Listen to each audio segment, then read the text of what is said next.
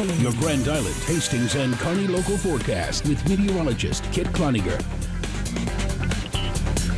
Well, after a fine summer Saturday, we're looking at temperatures really starting to climb over the next couple of days. Plus, we've got a severe thunderstorm watch in parts of our viewing area. We'll get to all that in just a minute. But right now, we've got temperatures mostly in the 70s, still 80 degrees in McCook. Right now in Goodland, Kansas, though, only 65 degrees. They've just had a line of thunderstorms roll through over the last couple of hours. So that's what we're looking at to possibly bring some rain and thunderstorms to the very southern tier of counties here in the western half of Nebraska. That's still 80 degrees up in Thedford and Ainsworth right now, so can still be pretty warm. Fortunately, west of Highway 83 there, we've seen those temperatures cooling down into the 50s for the dew points at least, but still 70-degree dew points in eastern Nebraska. Whenever we start irrigating, really starting to let the corn grow taller and really putting out a little bit more of that moisture from those leaves, really cranks up the humidity and the dew points. So once we get into the 90s for our temperatures, the heat index values are going to start to rise pretty quickly as well. And that's going to be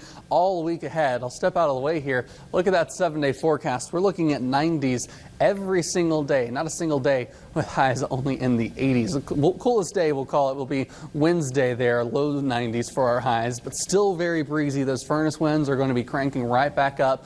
Hot, hazy, and humid there on Tuesday. We're going to be seeing the high temperature, high dew points. We're likely going to be seeing heat index values probably over 100, especially across eastern Nebraska, where we just saw those dew points are really starting to climb here as we head into summer. By the end of the week, our rain chances are going to diminish, but it's still that hot, soupy weather where we might have just a little bit of a chance for a light shower pop up here and there. But tonight, we've got a chance for some severe weather. You can see here on the winds that we're starting to push out a swath there from those storms.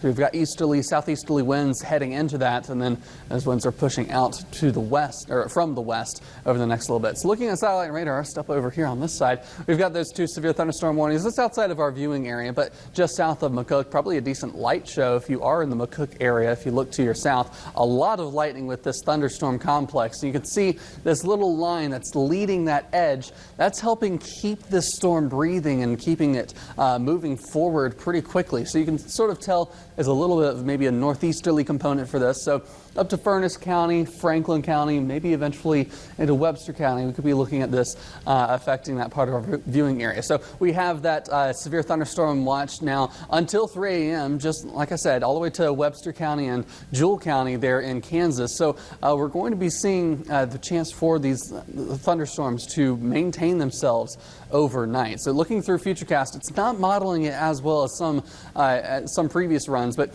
it's still showing that there could be still some precipitation overnight tonight by around 3 a.m., possibly getting to the Tri-Cities area. I think this is underdoing what it could be. So you only see the light green there. We could still be seeing some heavy rain and probably some gusty winds as well tonight. So as we head into tomorrow, a little bit more clear skies. It's going to help us warm up into the mid-90s by the afternoon. And then in the later part of the evening, we're looking at another chance for some thunderstorms in eastern Iowa, starting to sink to the south just a little bit more as well. So we've got a marginal threat for severe weather tonight across much of the area. It's mostly diminished, but here in that slight risk, that's going to be what we deal with through the next several hours until about 3 a.m. Lows tonight getting down into the 60s and highs tomorrow, mostly in the 90s, but 100 degrees could be possible out in Imperial. Alicia?